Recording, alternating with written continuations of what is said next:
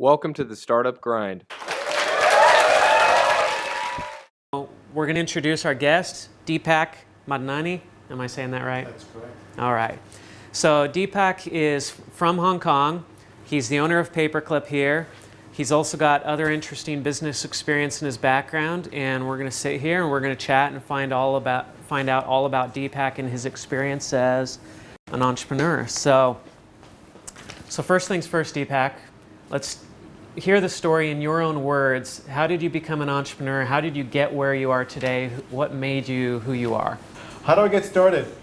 How many of you guys are entrepreneurs here? I just have a quick question. I know this is about, okay.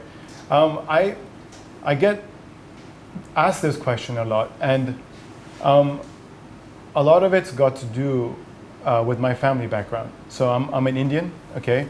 And what that means, why I'm starting with that is I'm a specific type of Indian.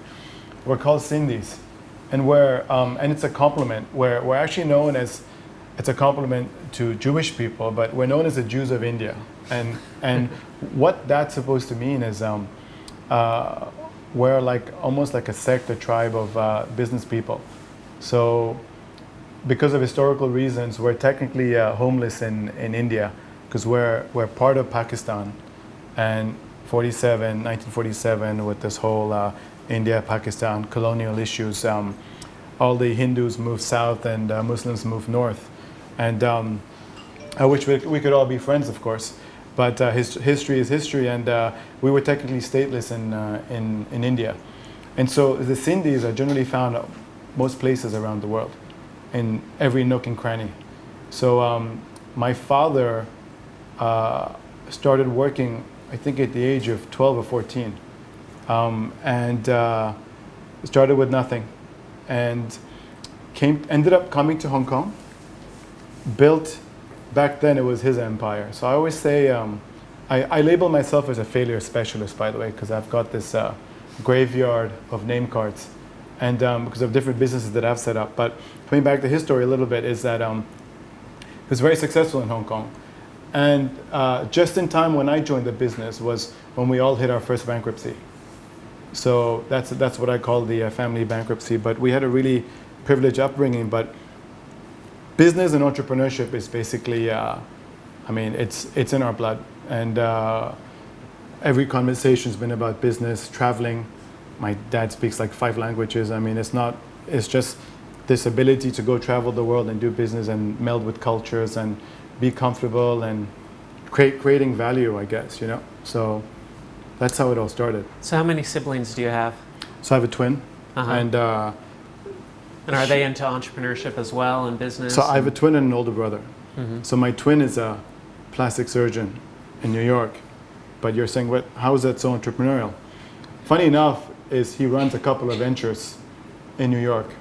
He's like me. We have what we call this ADD syndrome, where we can't sit still. We want to be doing interesting things all the time. And he's developed, for example, this scar cream that he's trying to get a patent for now and selling that.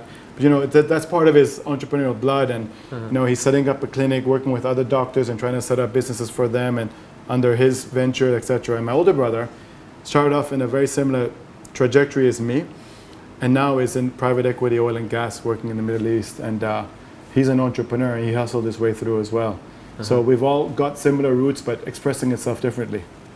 Is there any time that you can look back to in your life where you can point to that and say, that's when I decided I wanted to be an entrepreneur, or is it just something you grew up with and it was the normal thing to do in your family? It's the normal thing to do in our family, but I always found job interviews strange. Mm-hmm. So I don't know if that's anything. I could never sit still and apply for a job interview. Like, why is he asking me all these questions? Why don't we just go do stuff? Is my point. Uh-huh. You know, I think the thing is, I've got to sit and explain myself, and you know, I'm so bad in trying to explaining myself, trying to say what skills I have. I don't know what skills I have, to be honest. I just graduated. I was in high school, just graduated from college, and I'm like, what skills do I have? I don't have any skills. Aren't you here to give me skills to learn from? So trying to apply for all these jobs, I was like, it just didn't happen. And then my dad's like, look, there's an opportunity in South America. We have an office there. Would you want to go check it out? I'm like, is that a question even? Of course I want to go check it out. So after college, I went to South America, Chile, for about a year, and worked in this company there. That's great. What was that company doing? What were you Again, doing it was there? like import-export. There was a free zone up in Chile, in the north of Chile, a town called Iquique. So I got to learn Spanish, and it was my first market experience. And I think that in fact got me hooked, because that was the first time I was in a market selling with other traders in the market to people from all over South America. And I was just like in the thick of it. I was like, it was just a new culture, new experiences, new language, and just doing business. And it wasn't about making money. It was about just doing business and interacting with a culture. And that was just fascinating to me, and so I was hooked. So what's happened in between that and Paperclip? How did you get from there to here? So, and what happened in between? What other ventures did you have? What hasn't happened, I think, is probably easier. But what's happened since? I ended up going through the cycle of entrepreneurship, where I was first working for the family company. 1997 hit, family bankruptcy, having to restart. Okay, during that time, and this is a little known story, but I went through a personal crisis as well, because my mom, during all of this crisis that was hitting us as a family, had an illness. And so here I was. So I saw a couple of things. My father had worked so hard, and in my opinion, had made some of the banks even here in Hong Kong, because he was so big back then. Sitting in a meeting with him, because a lot of people had run away in '97. So sitting in a meeting with him and the bankers that he's known for about 10 years, and saying, they're saying, you got to pay. Look, my father's like, I want to pay you back, of course, I need time. They're like, I need my money today. Father's like, well, here's my life insurance policy. And then they're telling him, I'm not dead yet. As in, like, you're not dead yet, so the life insurance policy is worthless. So talk about, reality check right there. So that was a very clear lesson in life about, you've really got to make things happen on your own. And since, the more you rely on other people in that sense, not that you can't rely on other people, but when resources are available, they're there with a reason, and they come with strings attached. So, just go and, create your path. Secondly, with my mom's illness at the same time, there was no buffer, and you really had to push things through on your own. So there was this economic crisis, there was this family crisis, and I was just asked, how do you make things happen? And the good thing with that is you learn from crisis, because there you've got nothing. And now, how do you hustle? In a positive way. I use this word hustle really in a positive way. How do you hustle? And I think the beauty about that time was you finally learn to almost give yourself. You're forced to trust yourself. I think that's the word. You're forced to trust yourself and your abilities. That it's going to get better because it can't get any worse. And then how do you keep moving forward now?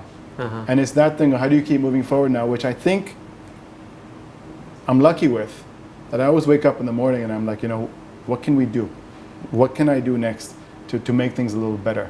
And I think it's that kind of attitude that in a way you're forced to have. Because what else are you going to do? But you're forced to have, and then you just keep taking things forward. So, you know what? Mom got better over time, and came back to Hong Kong, hustled some opportunities.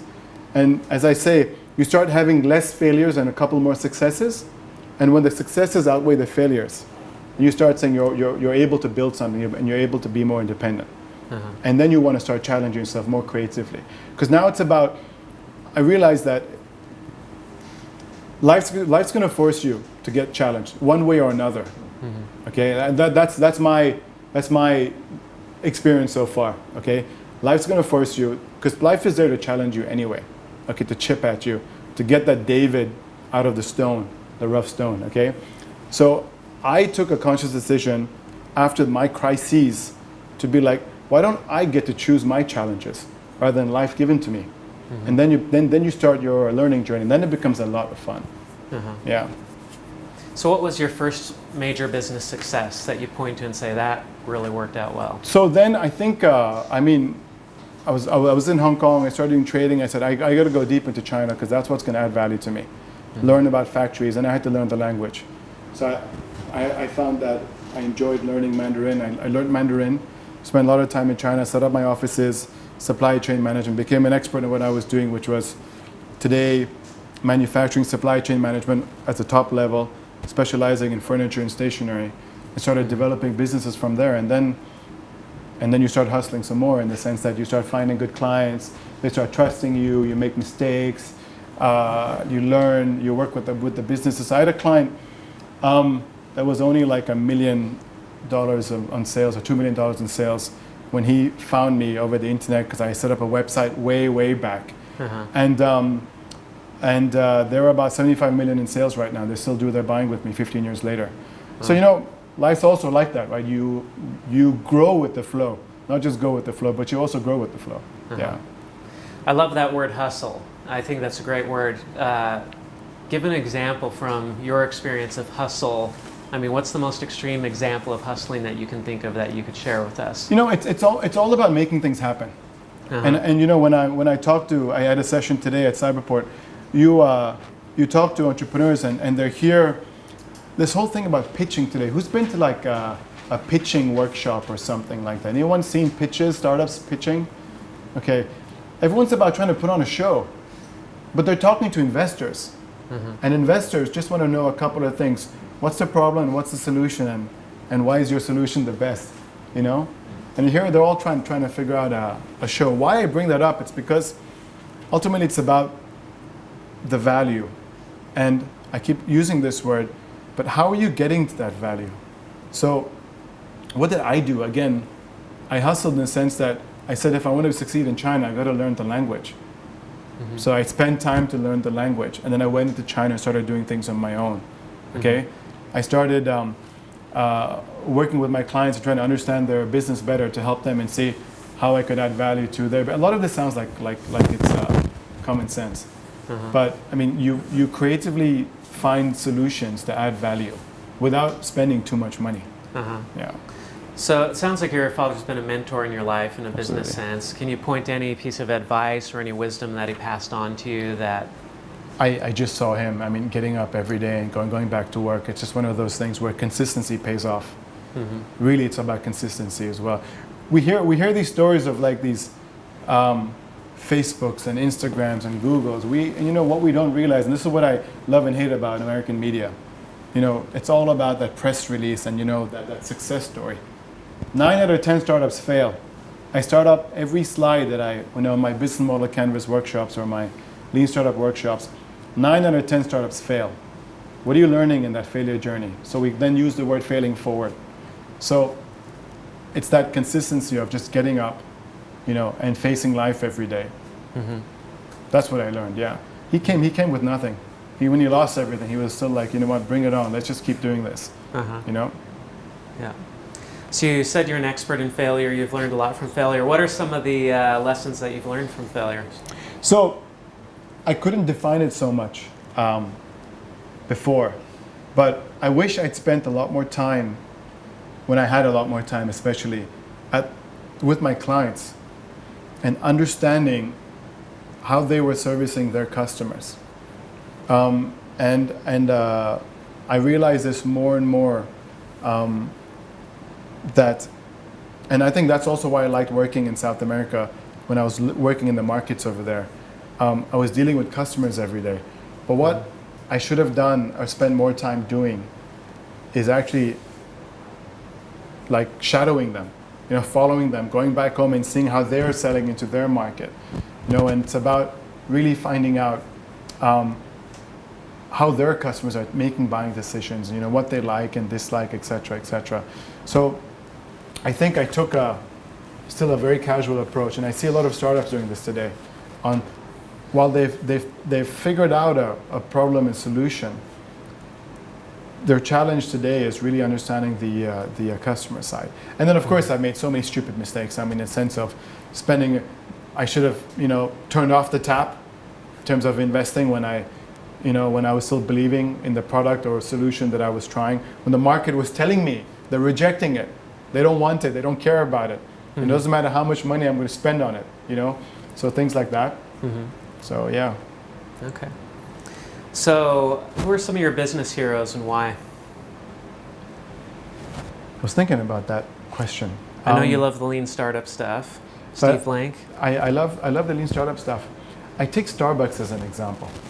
Okay, because they've just transformed what they've been able to do. Not only is like with the coffee culture in general, but you see how they've taken such a simple concept and what Europe does day in, day out with all these independent stores, and he just transformed what he did in the States, okay? Well, what I'm even more impressed about, so two things really impress me about entrepreneurs and what they do is, of course, innovation. So I'm really turned on about innovation, but so is everybody, okay? But longevity really turns me on, okay? So how are entrepreneurs continuously innovating? And that longevity and the innovation combined. So I see how Starbucks operates in China today. And while they get a lot of flack for, I think, the high prices and stuff, but how many of you have spent time in China? A couple of you guys. So you guys have been to the hotels, even 5-star hotels? Service is appalling still. I mean, relatively. Look, I'm not dissing Chinese people. It's not about that. My point is the service still isn't up to speed. While you go to 5-star hotels in any other country in the world, people are getting it, okay? But you walk into a Starbucks and the service is consistently high. They speak English really well. They'll remember your name if you go there more than 5 times, and they remember what you want to drink. I'm thinking to myself, this guy's got service down pat. People use the Four Seasons story. People should be using the Starbucks story.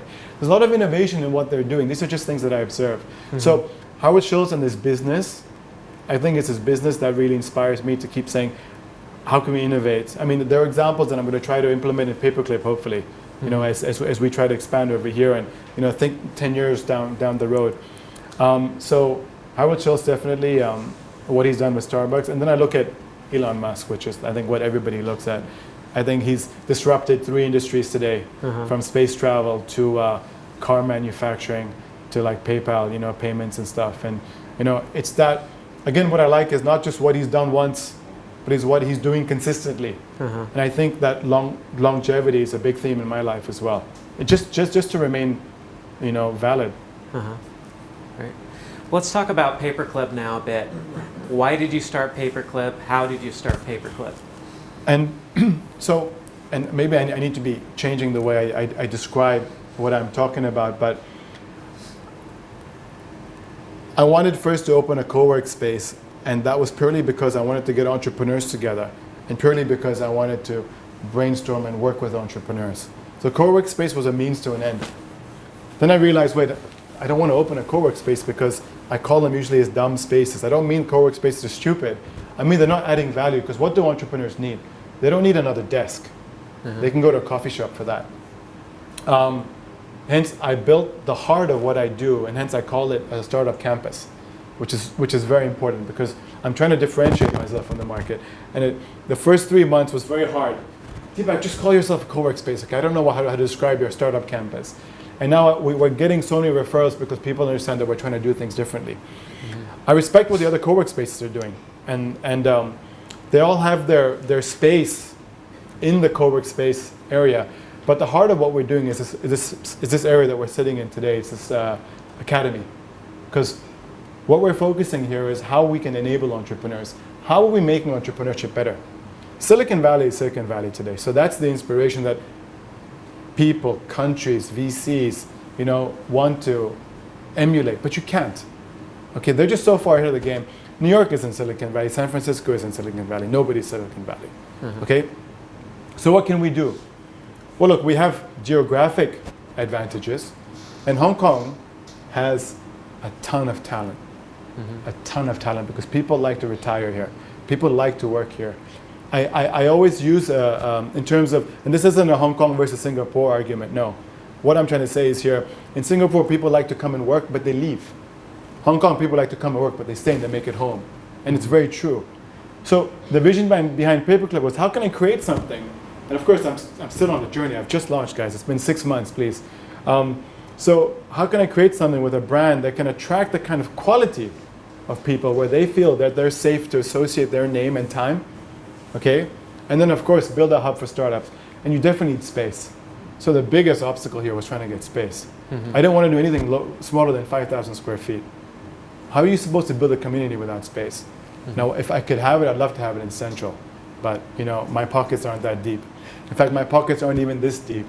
But this was a conversation I had with my wife, and said, look, I want to build out this vision. And so it's about restarting almost. I hit 40 years old, I have 2 kids. You don't really want to restart at this phase of life, but the vision is much bigger than me and what I have. And so, what is Paperclip? I start out, even in terms of how we market it over here, I use the word Startup Academy first. It's really important that the entrepreneurs come, rent a desk or not, up to you. Come for the workshops, because you're all on the same journey together. So I say that there's 2 things in general when it comes to entrepreneurship. There's the stuff that is rocket science and the stuff that isn't rocket science. Because people have been business building for generations. The non-rocket science stuff part, I wish I knew 15 years ago when I started. Okay, I'm such a firm believer in mentors, but safe mentors as well. So I'm hoping to curate, ultimately, with the brand, but with my vision. Curate, find the best of the best, good people, have them come here, hang out, and talk to startups, and see what magic can happen. That's great. A lot of what you talk about, what you teach about, is lean startup. Tell us a little bit about lean startup and why you like it so much. So I wanted to find a system, a process, curriculum that I could relate to, that kind of emphasizes and adds clarity to my experiences. Okay, I'm a doer. Very hard for me to describe my experiences usually. Okay, and I'm trying to get better at that.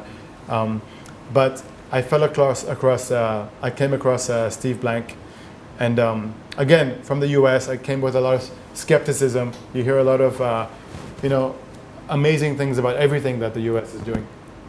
And so I'm going to go see what he did. I read some more, and I attended one of his workshops. And I became a believer. So I said, end of the day, I was like 3 days later, I'm like, Steve, I'm bringing this to Hong Kong. He's like, take it anywhere you want. That's the whole point. So Steve right now spends his time helping commercialize the IP. The US government spends a lot of money on research grants. One of the amazing things that they do, they're sitting on a lot of IP that hasn't been commercialized. So he's taking this lean startup process and working with the government to commercialize it at universities primarily. Amazing. So that's his giving paid forward, kind of thing. And so I related to the process, customer discovery, assumptions, validation. I love that word, validation. Validate your business at every step. This is a journey of validation for the entrepreneur. And so, I just love now talking about it. Now you can't get me to stop talking about it. Yeah. So, how have you used lean startup yourself here with Paperclip? So I'm trying to emphasize. We have about 3 business models here at Paperclip. One's the space. So there's the guy that looks like me at the back. That's my twin brother. So the other entrepreneur. You're not seeing double, and it's not a magic trick. But we have about 3 business models here. So we have the Startup Academy, so it's an education play. We have the co-work space, which is a space play, and then we've got the kind of meeting and events area. So when I'm having discussions with my team, Michael and Lori primarily, who are heading up different parts of the business units, we like to talk about our value propositions always. We start with that. What value are we providing? Unique value propositions. And then we talk about our customer segments. We talk about the startups, we talk about SMEs, we talk about corporates. Because a lot of what I'm doing now personally is even business model innovation with corporates. So that's a part of the fun stuff that I get to do that actually pays bills. Because the rest of the stuff is still learning and trying to figure out the revenue model. Hong Kong has 32 co-work spaces today, so far. 32. When I launched, soft launched in December, there were 7. Then February, when we launched, there was about 17. So hence the last newsletter title was Co-work Madness. And I started with the joke saying that I was getting my haircut. Clearly I wasn't getting my haircut, but I was getting my haircut, and the barber was telling me that he's thinking of opening up a co-work space because it sounds like a good business. So you know you're in a bubble then. Yeah, so do we have a co-work bubble going on here in Hong Kong? Absolutely. How are you going to compete with Starbucks? I mean, at the end of the day, right, at the lowest level, how are you going to compete with Starbucks? Uh-huh. I mean, we all know the prices. So you know what? It's a service office play almost, but then you're bringing in a different type of client. Look, co-work is about community. If you're talking about the community, you're a co-work space. Okay? It's as simple as that. So whatever you're doing for the community is great. The rest of it is just your co-work service office, which is fine. There's nothing wrong with that. There are options because Hong Kong is very much about the geography. I'm in Sheung Wan, other people are in Central, other people are in Causeway Bay, in Kennedy Town, in Saikou, etc. So you know what? There are geographic advantages. Okay, but again, Hong Kong is a very expensive real estate place. So, yeah, long term, let's see what happens. Yeah. What do you think will happen? What's your prediction 2-3 years from now? Do you think we'll have 60 co-work spaces, or will we be back down to 15? I think it will go up more and then come down drastically. Yeah. It has to, because there's just not enough demand. I mean, people are going to change and pivot their business model. So that's what's going to happen. People are going to pivot their business models. Then there's going to be the co-work spaces and then other spaces, which is, I mean, it's bound to happen. I mean, you know, at the hot desk end, you're competing with a Starbucks. Where you go in and you buy a coffee, you sit there for as long as you want. No one's going to kick you out. So you know, that's the competition. Yeah. Yeah. That's where I go. $35 a day. That's my rent. Correct. Yeah. I mean, or there's home. I mean, you're a startup. You're hustling, right? Why are you coming to a co-work space? I ask the people every day. I'm not challenging them. I'm also that's my customer discovery. Why are you here? You know, I ask VCs why you come here. I'm getting VCs walking in. It's great. They want to be part of the startup community. Then I'm like, come in and start educating people, start teaching, start sharing your journeys. Can we do pitch nights? Can you talk about investing? You know, a random conversation with Steve over there, Visa guy, Visa geezer. He's passionate about video marketing. That's what every business needs to learn today. Communicate online. Great. Can we do workshops? Amazing. K. Ross, amazing communicator. Great. Give him something to talk about. Let's start talking about it. We've got the space here, guys. We're here to help passionate people work with passionate entrepreneurs. Everyone's on their journey, and they're entrepreneurs too.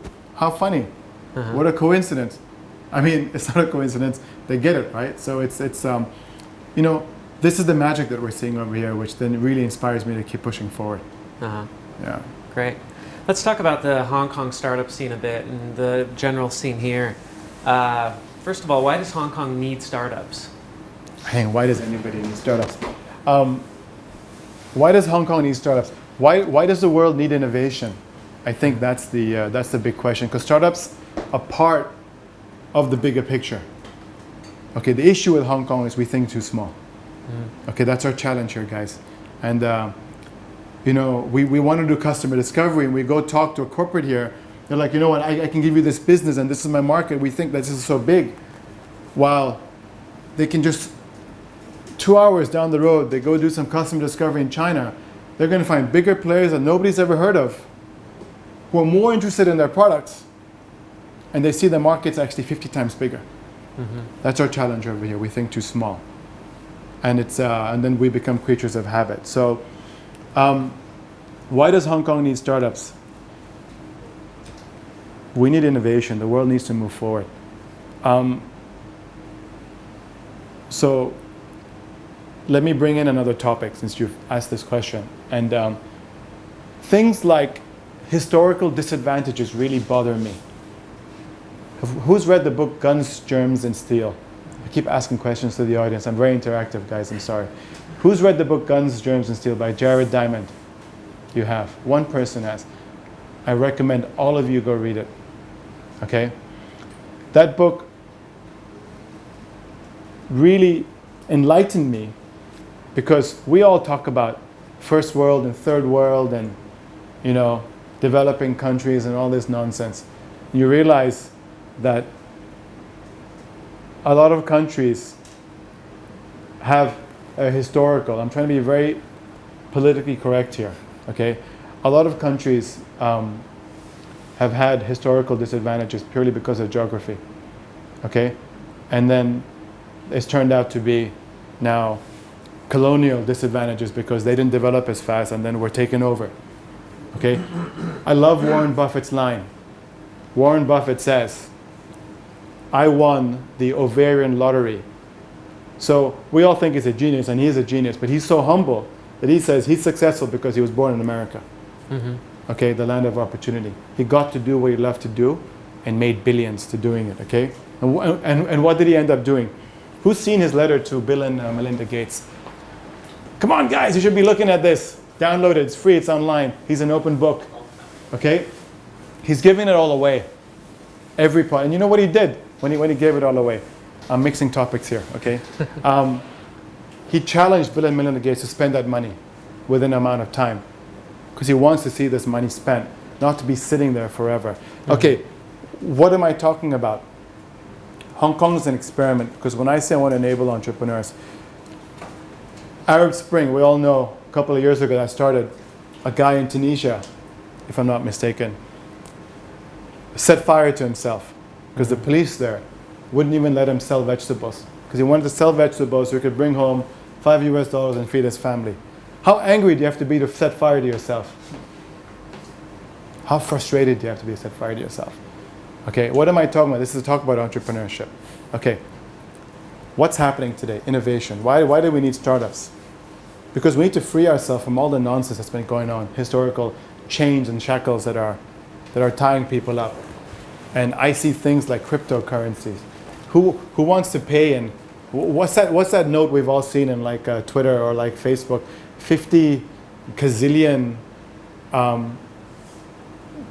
It's a Zimbabwe currency. Yeah. Okay, we've all seen it, right? Because they've got like 1,000% a day, something like deflation. You're a business person in Bolivia, Argentina, most of Africa. You can't trade anymore. You're shackled. Okay? Borders shackle you. Government shackle you because they're corrupt. Okay? Corruption. All this nonsense that all a guy wants to do is enable himself so that him or her can feed his family and do something special. All these amazing people out there, and these opportunities that just aren't happening purely because they're not set up to be. So let people play politics. What can we do outside of this? And how can we just free ourselves to do what we want to do? How can we just create value, even if it's within our own family? We see this nonsense happening day in day out. We can't do anything about it. So why do we need startups? So that there's more innovation. So why is startups, again, the big thing today? I think that's also the next question. Why are we having this conversation 10 years ago, 20 years ago? It's because we've got this mobile revolution. We've got spending power increasing over here. We've got cheap access to the internet, We've got so much of this access that's happening because costs are coming lower. So more people are getting access to stuff. So how can we serve these masses? How can we help them be who they want to be? Amazing. So that's the stuff that's keeping me up at night. Yeah. So you talked about advantages that Hong Kong has when it comes to its place in the world. What are the advantages for startups, for entrepreneurs? What should entrepreneurs be thinking about and recognize as, hey, I've got this special thing here in Hong Kong that they might not recognize because they grew up with it. But what are those special things that entrepreneurs it's need definitely to be aware access, right? I mean, I call Hong Kong is one big office. I mean, our transport system is insanely amazing. So, but what does that mean? All people say high cost of living. I'm saying, actually, it's not a high cost of living. To be honest, if you factor in everything, yes, this is an expensive place, I get it, but which place isn't expensive today, all right? So this rule of law that we have here is amazing. I have lived in 8 countries today. This rule of law, the way our banks work, the way our courts work, all right, the way that you can just get anything done from setting up a company to paying bills is amazing, okay? So that just gets all this nonsense out of the way that you can just start on your business building side. Then you have amazing talent that comes in and out of Hong Kong all the time. It's a global stopover place, okay? We have one of the founders of Spotify who's sitting at the back here. I mean, he comes through Hong Kong now, like all the time. And it's just this talent of people that are here, and who find it so comfortable just to set up in Hong Kong. So startups need an ecosystem. They need money, they need advice, all right? And they need to be able to move globally. move around globally. So I think Hong Kong provides a lot of these advantages. And the fact that, in my opinion, the government does not actively support startups is a good thing, in the sense that they're not giving money to startups. The people, say that, oh, Hong Kong government should be doing things like the other governments, giving money to startups. I'm like, why? The best thing Hong Kong does is get out of the way. They give you the infrastructure, and they get out of the way. I think they just let business be business. That way we learn. We don't have a crutch that's going to, almost spoil us and allow us to hustle less when we should be hustling more. And you know that it's real. You know that it's a real community. It's a real community. Because nobody else is paying for it. Exactly. We're here on our own buck. Yeah. So what types of startups do you think could really do well in Hong Kong? What type of startups would ideally start here? I think the common sense ones that everyone's looking at, I think, is in the fintech area. And then there's a lot of this kind of big data because Hong Kong has a lot of banks, and the banks have brought in a lot of good talent traditionally. So there's a lot of really smart people in that kind of big data analysis, which is where everything's going now because of this whole Internet of Things kind of area. People talk about hardware a lot because of Shenzhen being the manufacturing background. Hong Kong is a good conduit for that, but people who have been in the hardware area know it's all about the software that's going to make the hardware successful. So I think areas of this fintech, areas of data analysis and stuff. There are some interesting startups that I've seen that have patented kind of technologies, and I don't know what the applications are going to be. And so that's, I think, another opportunity that needs to be kind of explored within Hong Kong, because we sit on a lot of IP over here that hasn't been commercialized. So I'd be curious to see where that's going. What do you think Hong Kong's role is with China? Where do you think Hong Kong will fit in the long-term scheme of things in helping China perhaps to open up more, become more business friendly? Well, I think, if you're going to ask me if China is business friendly, I think they're extremely business friendly. Because with my own eyes, I've seen, my own factory colleagues and people I work with and people I've always worked with in China in the last 20 years just transformed their lives. So the biggest transformations, I think, in China. I mean, I always compare India with China. Being Indian and working in China, I mean, the biggest transformation, and the number of people who've moved out of the poverty line, access to clean water, electricity, healthcare, blah blah blah, all the good stuff in China has been amazing, and everyone's doing business. So I think I don't think Hong Kong can do much to help China. I think China can do a lot to help Hong Kong, which is access to their market. That's a massive opportunity. Hence, I'm telling Hong Kong entrepreneurs, think bigger, evaluate the market over there at the same time as well. And, in fact, once they start evaluating the market over there, their business looks a lot more interesting at the same time. So that's pretty cool. Yeah. Is there anything missing from the Hong Kong startup ecosystem? A lot.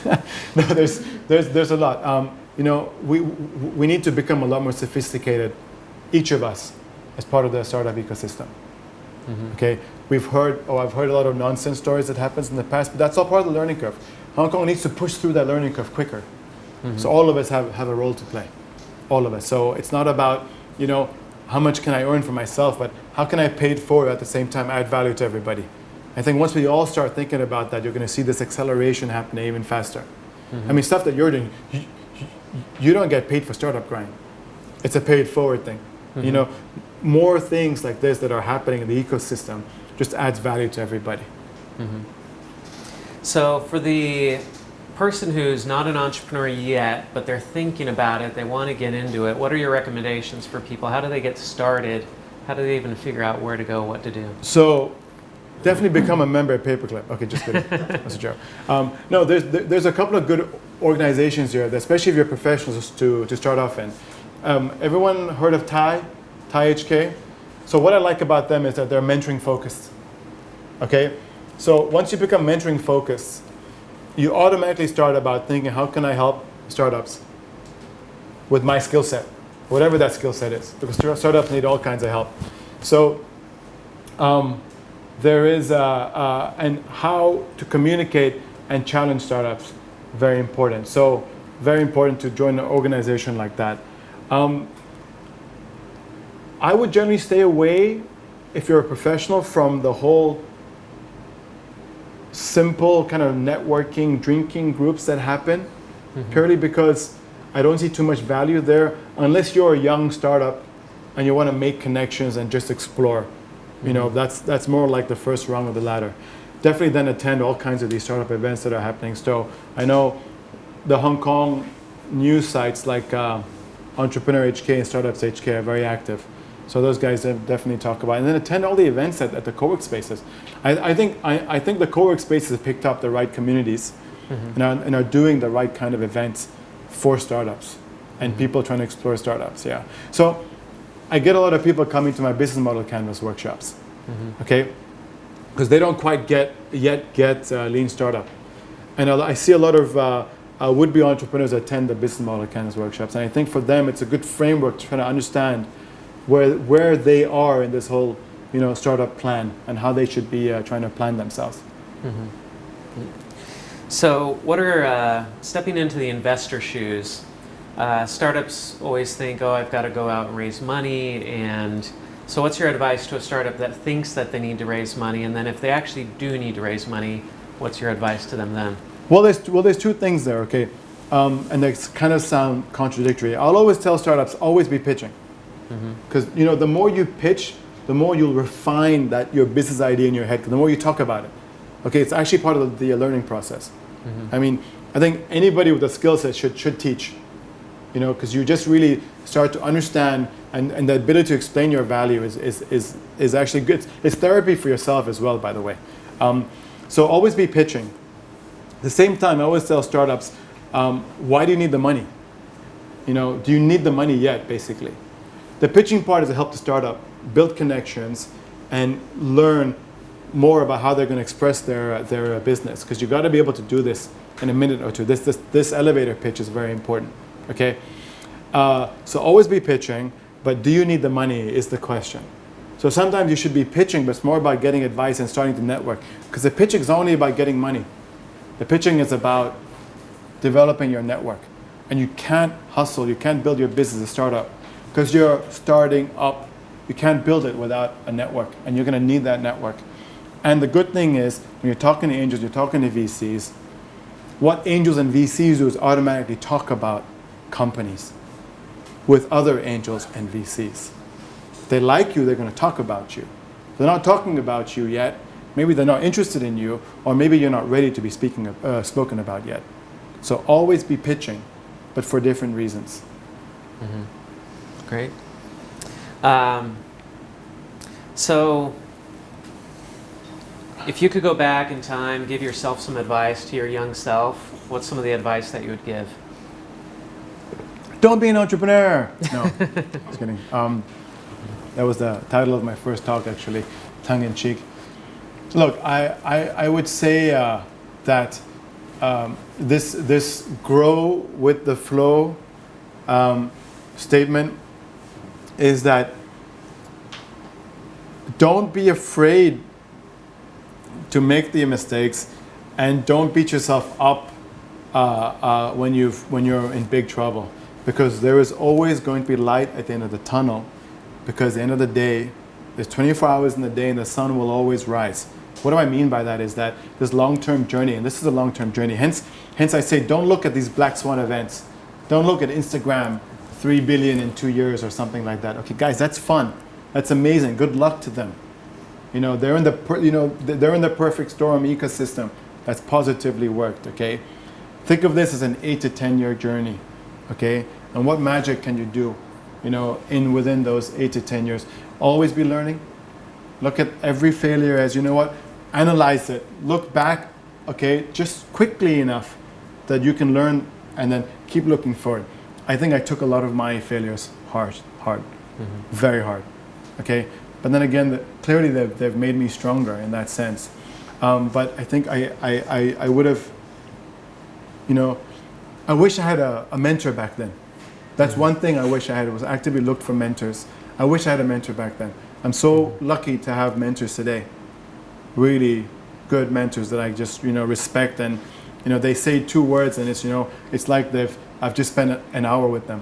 You know, it's one of those things where you start connecting with people. You also start learning about yourself. This whole self-reflection part, because entrepreneurship, we always think also it's about the business that we're doing. It's so much about the entrepreneur, by the way. It's part of your personal growth, actually, because this is really your baby. Great. Before we open it up for Q&A, do you have any last things that you want to say? Well, Anything we didn't cover? I think I've said way too much here. Go for it. We'll go Start 1, 2, 3. I'm going to take it in order. Okay, 1, 2, 3. Yeah. No, we don't need a mic. I'll repeat the question. Yeah. If Okay, sure. Thank you for taking the talk. Thank you for running Paperclip. I think it's defining itself as the premier sort of innovation space here in Hong Kong. I didn't pay him to say that. Okay. I wasn't paid.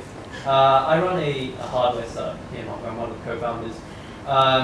Which one? What's the name of the company? Well, we're pretty new here. We're called QFE. Okay. We are a design and engineering startup that's focused on creating high-performance electric motorcycles. And I got a question about the lean startup. I've read Eric Ries's book. I think the principles and the ideas there are very sound. They make a lot of sense. But my question is it really one size fits all? Does it apply to every imaginable startup business? So just to put that into context, let's say Elon Musk and Tesla. In fact, even before Elon Musk came on board, Tesla didn't really go down the whole lean startup path in terms of the way they grew and the way they operate today. So is it really one size fits all that applies to every single business? It's a great framework for a lot of businesses and a lot of startups, but is it a perfect framework for every business? So lean startup really isn't a one size fit all. So it is very no, you have to take your business into industry specific, because if you're like in the medical industry that needs FDA approval, that life cycle of the business, just to get approval, I think is about 5 to 10 years. So you can't do lean startup there, of course not. But the point of lean startup is that there's a couple of terminology that the whole ecosystem needs to be using. I don't care if we're going to argue semantics here, okay? Let's just all use the same words today, because everyone's going to benefit. It's like learning a language that everyone's speaking, like English today becoming de facto default for the world. Let's all speak it fine. It's going to help everybody. We use words like validation. We use words like assumption. We use words like pivot, customer discovery. What this means is we're designing our business as an experiment. The whole issue is that, okay, to talk about, I get really excited talking about lean startup. The whole issue about lean startup and education before is, we know what an MBA is, we know what business schools do, but they're designed for businesses that execute. A Starbucks is going to expand in another country, another neighborhood, knows exactly what they're going to do, but tailor it to that. That's what we call known business model. What do we describe as a startup? Putting on my teacher hat here. A startup is a business usually entering an unknown business model. Okay? So hence we have to design for experimentation. We're not designing for execution. We're designing for search. As long as we know that we're designing for search, great. Now, what's the process for designing for search? We come up with the business model canvas using it as a tool, figure out, I've got them all up on the wall. What are value propositions, customer segments? The key here is, are we targeting the customer segment that's important enough? Because what we're ending up doing is we're making these wonderful products. We realize, A, the customers don't want it, or the market size is too small. Okay? All we're saying now is keep your mind open. Don't design the product and distribute it into Walmart and then realize no one's buying it. All we're saying is that's why we love Kickstarter today. What's Kickstarter? It's the first validation tool, in my opinion. People are willing to donate, and that's validation whether they like the product or not. Mm-hmm. Okay, so what if your product failed? How much learning is that? You're going to hear the comments. Nobody liked it because, great, you've just validated, amazing. What's the next iteration? What's the next iteration?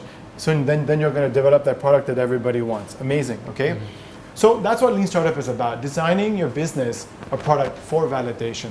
So did you say electric what? Motorcycles. Electric motorcycles. So you're, just off the top of my head, I don't know industry at all, Sure. Highly competitive. No? Why not? Technology isn't there. Technology is? Technology is not at a point where it's viable to create a mass-produced high performance electric. Okay, so then I started thinking of electric bikes. Yeah. Okay, I started thinking of stuff that they're doing in Taiwan. Monocle's doing an electric bike / motorbike. Monocle magazine, by the way, that they're doing with some Taiwanese guy factory, and it's some designer bike. Point is then, how big is the market? So all of these things we talk about total available market, and trying to get into the semantics of it. Engineers love to talk about product. Lean startup is forcing everybody to be a business person, and I think that's the point. It's just forcing everybody to be a business person from day one, not just about the value proposition. We're talking now about the customer segment and then getting those two to fit. Then the next two boxes are channels and relationships. How are we going to create demand and maintain those relationships? So we're basically business building from day one, which is amazing, which is not what people do originally. Thank you. You were next. Yeah. So what are you not good at that you need to be good at to be successful? And how did you compensate for that? Personally, was I not good at? Yeah. What are you not good at but you needed to be good at? So I didn't have skills, right? I was too much of a guy that could. So I'm a dreamer, and I'm too much of a guy that has like ADD. I want to, I start something and then I don't want to continue it, So I work my strengths. I'm not detail orientated, which is fine, okay? But I should know that. But I love testing and validating new ideas and building businesses. So I'm really good at building businesses. So the skills that I had to develop was hiring good people, managers. Not to say that managers are they're idiots. No, managers that are hardcore in terms of filling my gaps. Because once I have good managers, I can go on safely building new ventures while I'm hiring really good people to execute for me. So when I say execute, I mean maintain. And then I come in and add value to them, and then I train and mentor. So I have to be strong. If I want to be a leader, I have to be strong in mentoring. I got to be strong in hiring. I got to be strong, and then I'm kind of weak on the financial analysis kind of side. I have to hire good people in that. So ability to identify your strengths, in the context of running a business, and then hiring. Hiring is very important when you get to the business building side, and that's to startups haven't even gotten there yet. We're still talking about validating your business idea. Business building is a whole new other issue. So this is where the contacts come. When you're always pitching, the contacts come in the VCs and then the advisors, because you're also meeting advisors, right? If you're an engineer, maybe you want to talk to a guy who knows distribution, who in a related industry or related production and manufacturing.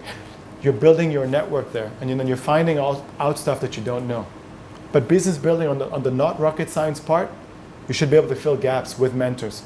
So I actually brought on a mentor who's just an executor, ex-CEO of Marks and Spencer's, who happens to be one of my clients on the other side of my business, but he didn't know that. It's not unrelated to my businesses, but they're hardcore operators. And I found a mentor, lucky enough, and he's been mentoring me for the last 3 years. Great. Good question. How do you see what do you see the difference between the startup scene in Hong Kong and mainland China? Like, are we two different things? Because China has got more people. Hong Kong need to do something different because we have different underlying strengths and weaknesses. To be honest, I don't have much experience with the mainland investment scene, startup scene. My friends who are there, I know are working on some amazing things. I just think it's all market driven. I heard India recently has a new instant messenger / chat software, along the lines of WhatsApp, but that's designed for India, in the sense that it's got a private function, because a lot of Indians live in joint families, that they don't want mother-in-law picking up the phone or the sister picking up the phone and seeing their chat. It's got a private function, and it's also got an SMS to data switch, but it's all on one chat view. Okay. Now these aren't issues we're going to face in Hong Kong. These are India-related market issues. So what I'm going to see, this is why I'm so excited about what I'm going to call the new markets. Okay, because you're going to find solutions and problems for solutions. Solutions for problems that are real problems that need to get fixed. We have first world issues here. we have first world problems here, but not that there aren't problems here, but then it's very hard to figure out what's that big idea sitting in a place like this. So my interest in these bigger markets, because there's a lot more problems to solve. And that's why I'm excited. Yeah. Other questions? Hi, could you tell us a story about one of your failures in business, a business that failed, and why was it that you didn't, or a story about how you didn't see from the beginning that it was going to fail?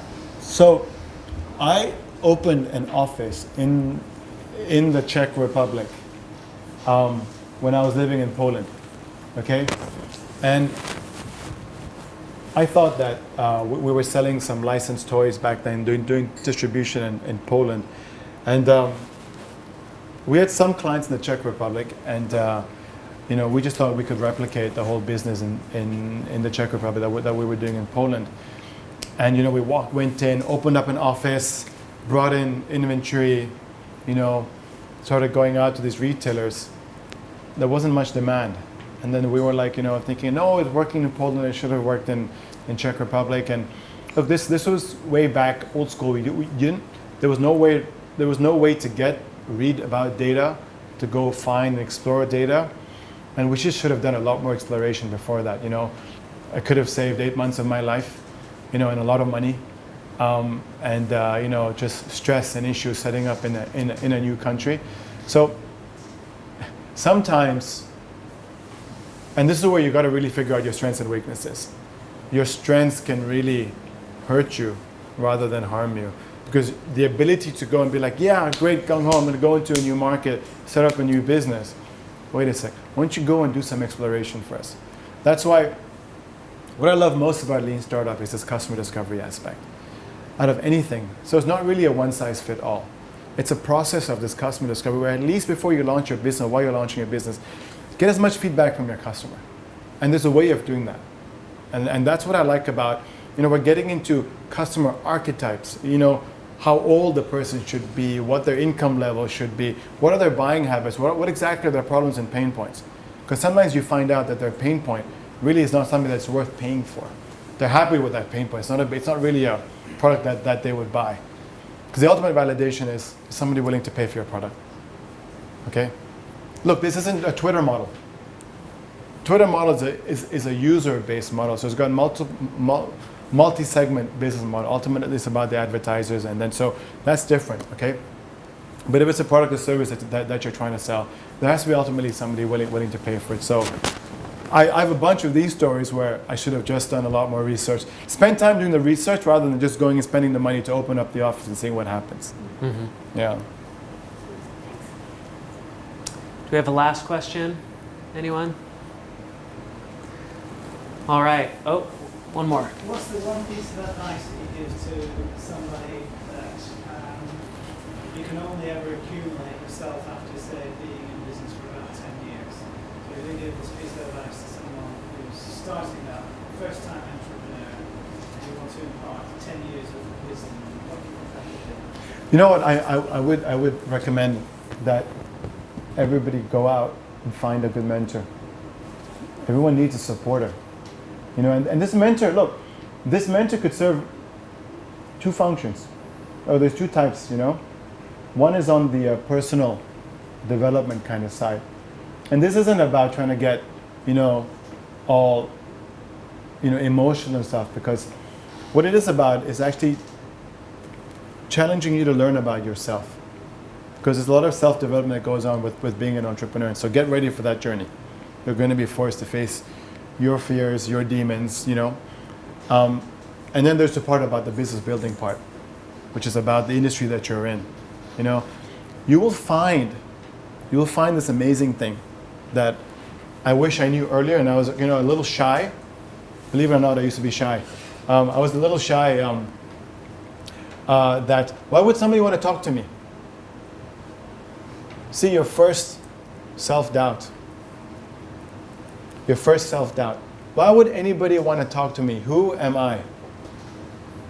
You come in from that level, no one's going to talk to you. Because you slowly figure out wait, I've got something to share. Okay? And you'll find out that people love to share. I'm sitting here talking to you, you know? You're here spending your time doing this. People love to share. And so this is why the startup industry is so much fun for me. My learning in the last 6 months is off the charts.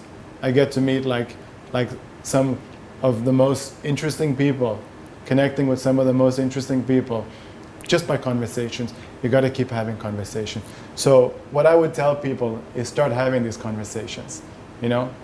Really start having these conversations. Find people, you know, and you're going to grow, by the way, in this journey. So that's the other thing. You may grow out of that relationship, not in a bad way, not that you used it up, but then you're out to learn more. There's that hunger, which is amazing, okay? The other thing I would say is, so I'm going to give you 2 things. I know you asked for one. I'm going to give you 2 things. Is, you know, look for that creative challenge, okay? Because if you're not going to look for it by choice, it's going to come and smack you in the face, you know, it's just life.